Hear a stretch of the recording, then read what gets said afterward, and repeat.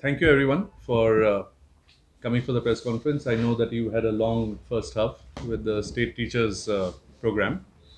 I'm Ranajit Mukherjee, ICC Secretary, and today's press conference is on the Bharat Jodo Yatra, which is being launched by Shri Rahul Gandhi and the Indian National Congress from Kanyakumari to Kashmir on September 7th.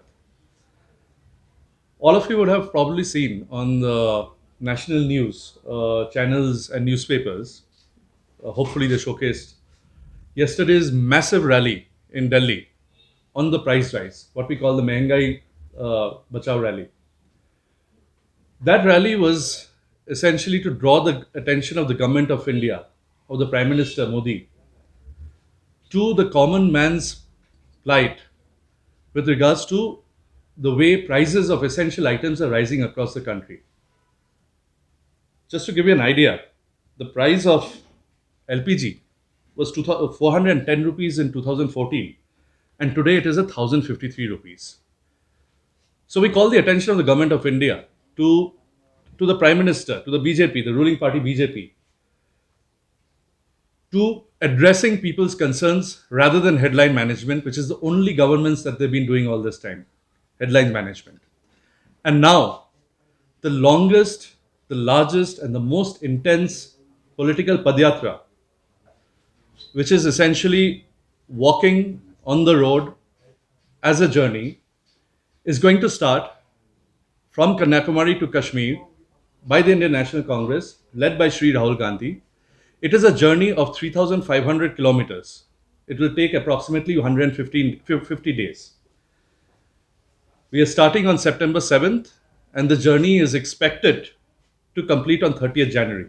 However, as you can understand, when we are talking about a 5-month to 6-month journey, the dates may go up and down.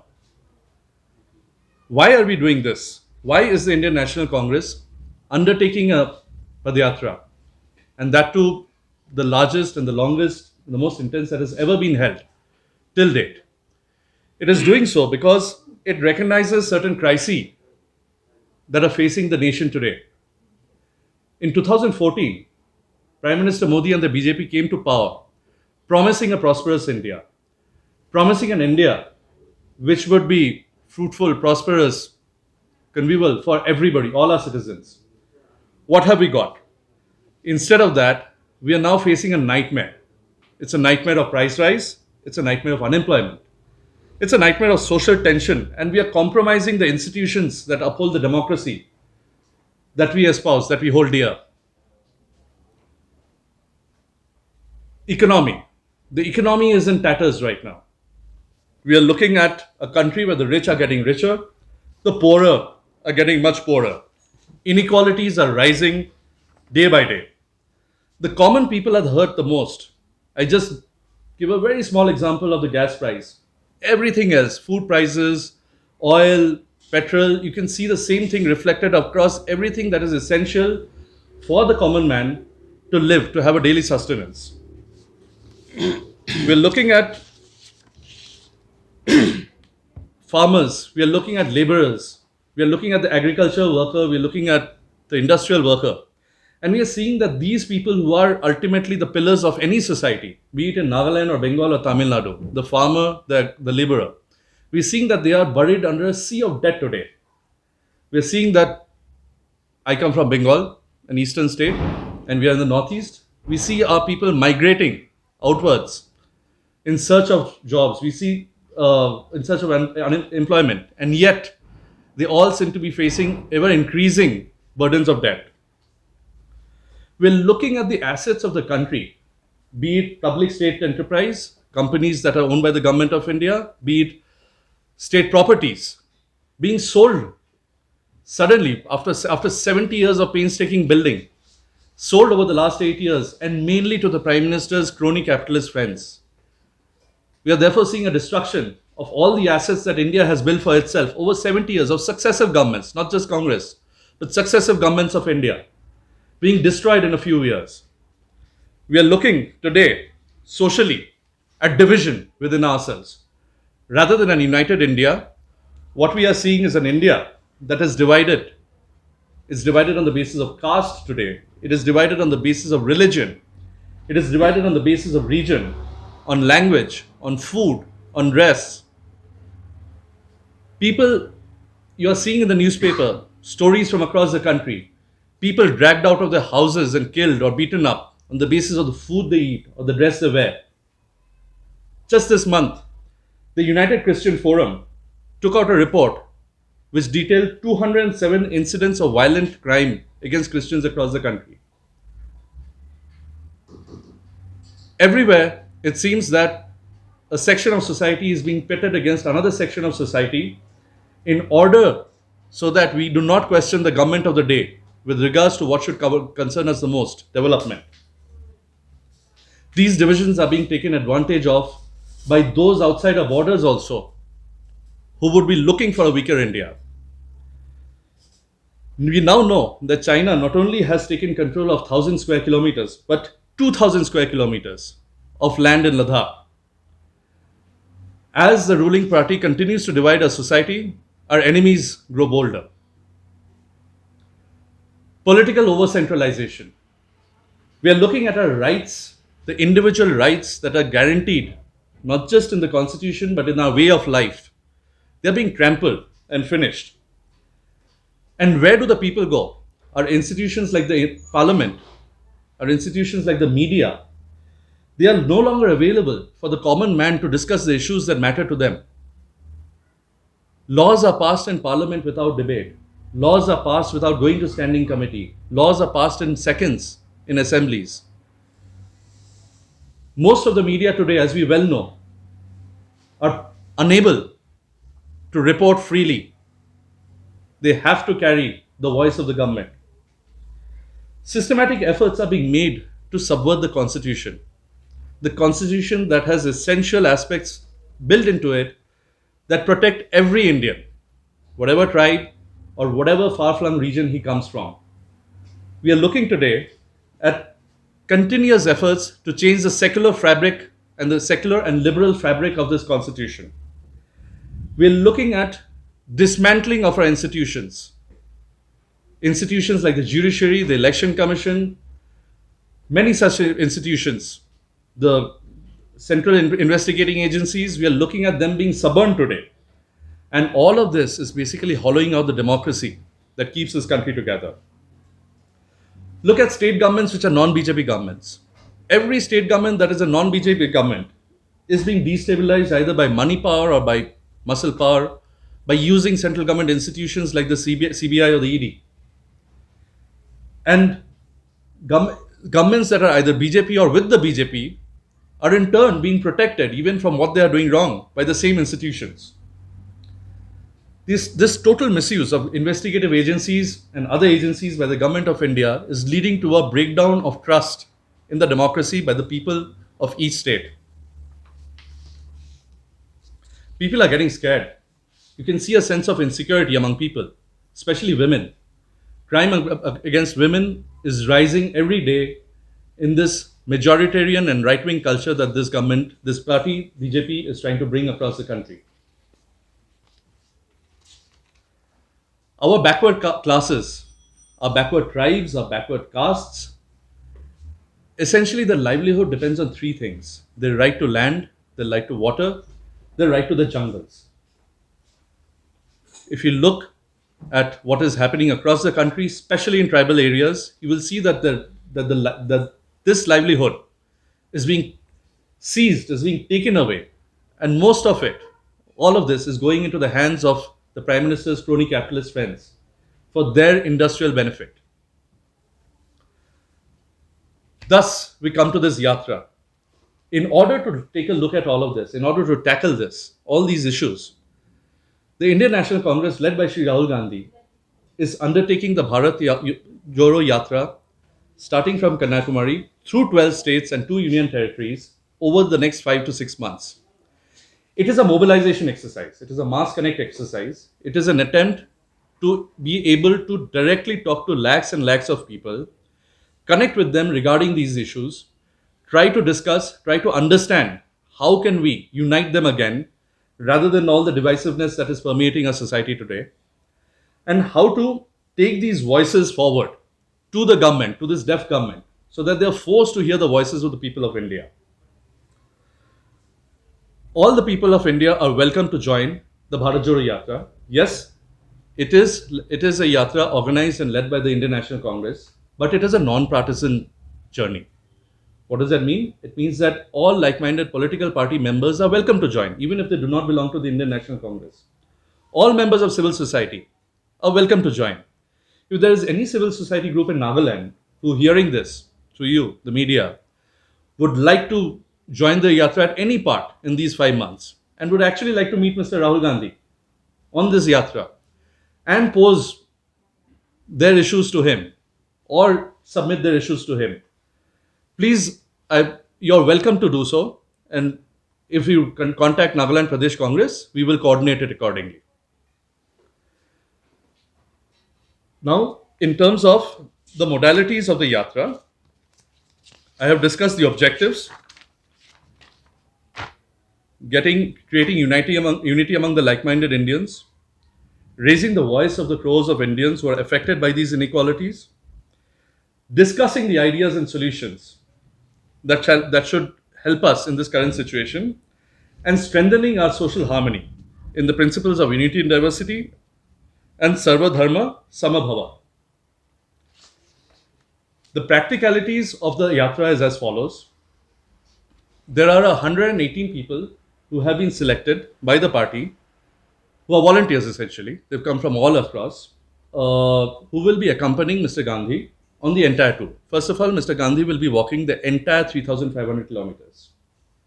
It is, of course, possible. We have two elections in between Gujarat and Himachal that he may have to go for a day or two to campaign in between. If he does so, then the yatra will stop at whatever place it is at. He will go, he will come back, and the yatra shall resume. It will be on the day that he starts, along with the 118 yatras, the state that he is passing through. So it will be passing through 12 states. So, for example, Maharashtra, along with the 118 people, 100 yatris from Maharashtra Pradesh Congress will be accompanying him for the duration that the leg goes to Maharashtra. Along with that, what we are calling guest yatris, which is the states that the yatra is not passing through, essentially the east and the northeast. Those states will be sending yatris. We are looking up to 100 from each state, who will also accompany the yatra, and they will accompany through a particular state. So centrally, while arrangements are being made for the 118 plus Mr. Gandhi, they will be staying in containers essentially on the route. The PCCs, the local PCCs, so if we take Maharashtra once again as an example, Maharashtra PCC would be making the arrangements for the logistics of the 100 people of Maharashtra who will be walking, plus the people from the other states, the guest states, the states through which Mr. Gandhi is not walking, who will be walking through Maharashtra. We are working out a schedule. It will be on the website. There is a website, Bharat Jodo, Yatra.in. The yatra is on social media. It is on Instagram. It is on YouTube. It is on Facebook. It is on Twitter. Facebook/Bharat Jodo. Twitter, same thing. Bharat Jodo, except for YouTube, which is Bharat Jodo Yatra in full. The entire yatra will be live streamed. That is the main important point of telling you about the website and telling you about the social media. So, while he walks, the entire walk, the interactions that Mr. Gandhi has on the route, everything will be captured and be live streamed on the website. Details in terms of how he walks. First, let me tell you what will happen. How will the yatra start? On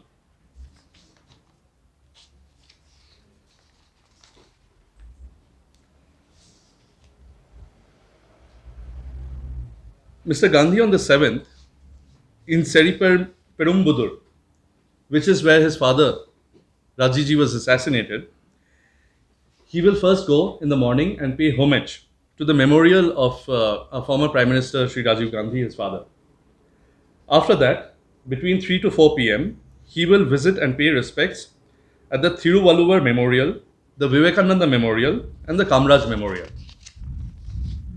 Around 4 p.m., there will be a prayer meeting at the Mahatma Gandhi Memorial. After this, the Chief Minister of Tamil Nadu will hand over a national flag to Mr. Gandhi, which he will be carrying for the duration of the entire yatra. Post the public meeting, the yatra will symbolically start, but effectively it will leave the next morning from Kanyakumari at 7 a.m. onwards. During the yatra, the Congress leadership will be there at Kanyakumari. All states leadership is arriving at Kanyakumari on the 7th to be with Mr. Gandhi at the start of the yatra. What is the route that he will follow? He will essentially walk in the morning from 7 to 10:30 and again in the evening from 3 to 5:30. It is about 22 to 23 kilometers per day on an average that he will be walking. In the morning, we are not mobilizing. The morning walk is going to be Mr. Gandhi plus the yatris that are with him, the 118 plus the state yatris plus the guest yatris. In the evening, the states will be mobilizing. So we are expecting thousands and thousands of people to be with him every evening on his walk. The states that he passes through, the Indian National Congress, State Pradesh Congress of that state, will be mobilizing people not only from the party but from civil society, to be walking with Mr. Gandhi in the evening. In the afternoon, in the break, he will be meeting civil society. All of this will be being live streamed. So essentially, what we are seeing is, in fact, there were about 150 civil society groups that had met Mr. Gandhi in Constitution Club in Delhi about a few days prior. Like this, many civil society groups will be wanting to meet Mr. Gandhi, and all of this will be coordinated in the afternoon, in around the 2:30 period, and he will be directly talking to them. Like I said, the essential purpose of the yatra is not for Mr. Gandhi. He has told us that he is not doing this yatra in order to give speeches. He is doing this yatra in order to listen to the people of India. So the afternoons will be full of civil society programs.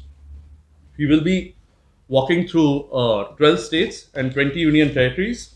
He will start off in Tamil Nadu, 3 days in Tamil Nadu to cover. After that, Kerala will be 18 days.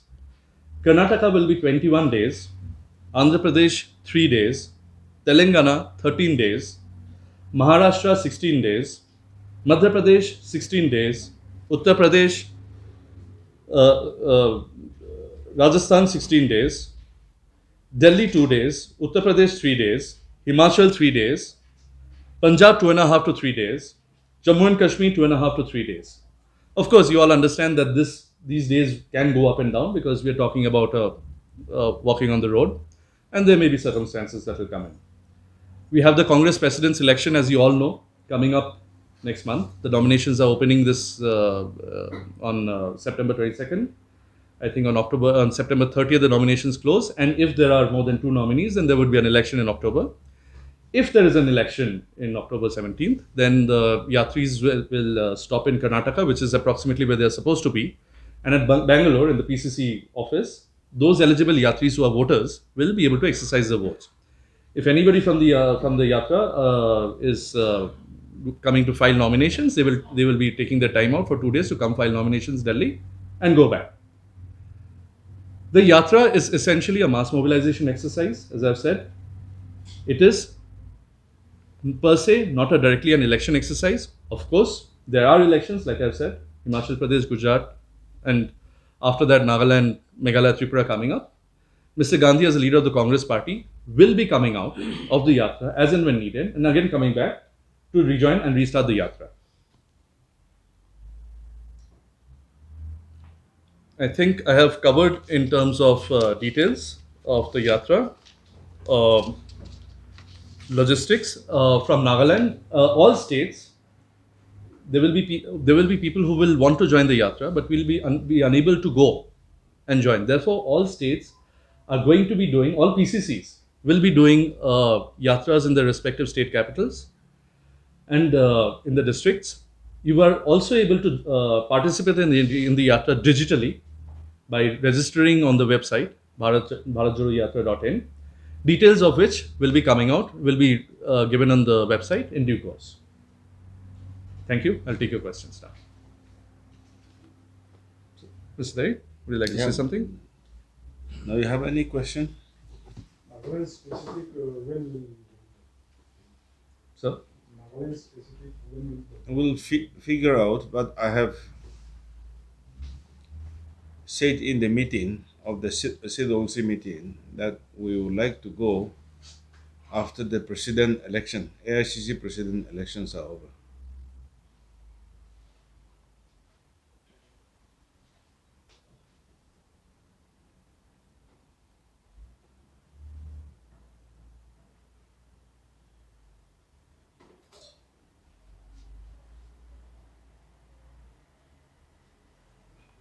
5 people are among the 118 from the northeast, two from Assam, two from Arunachal, and one from Manipur. And 31 out of the 118 are women, and the average age is 38. So it's largely young, but also middle aged to older people.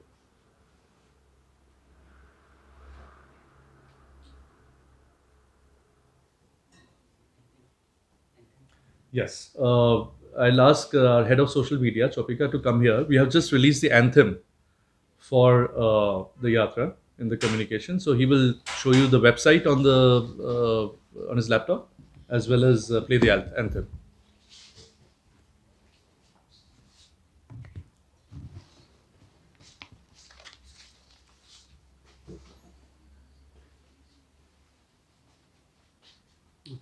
Since we don't have a projector, we'll make use of this laptop. So this is the official website of Bharat Jodo Yatra. The website is bharatjodoyatra.in. This is all the details will be available here, and these are the list of the 118 Padyatras, which is also available. The list is available on the website. This is the official Facebook page of Bharat Jodo Yatra, official YouTube of Bharat Jodo Yatra, and this is the official Twitter handle of Bharat Jodo Yatra.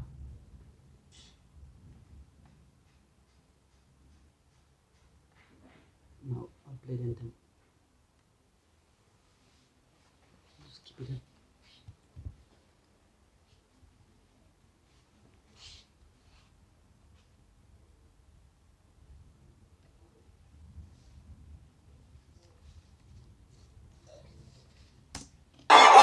तूफान उठे मुश्किल भले मौसम मिले बढ़ते कदम न रुक पाएंगे कोई रोक सके तो रोक ले आभास है विश्वास है जन जन में मन की आस है अब तोड़ ना सके कोई हमें ये हाथ से जुड़ते हाथ है हम दिल की सुनकर निकले हैं इस देश में दी आवाज है बोलो साथ हमारे कौन चलेगा बोलो साथ हमारे कौन चलेगा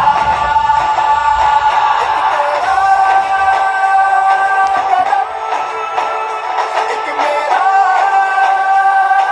कदम मिल जाए जुड़ जाए अपना वतन मिल जाए जुड़ जाए अपना वतन चली चली चली चली भारत जोड़ो यात्रा चली चली चली चली चली भारत जोड़ो यात्रा चली नफरत ना बोने देंगे इस पावन पावन माटी में हम अमन के फूल खिलाएंगे प्यार भरी बड़ी पार्टी में महंगाई को झुका के मानेंगे बेरोजगारी से पंजा लड़ाएंगे ये उन्नति का हाथ बढ़ाना है सद्भाव का साथ बढ़ाना है बोलो साथ हमारे कौन चलेगा बोलो साथ हमारे कौन चलेगा कदम एक मेरा कदम मिल जाए जुड़ जाए अपना वतन मिल जाए जुड़ जाए अपना वतन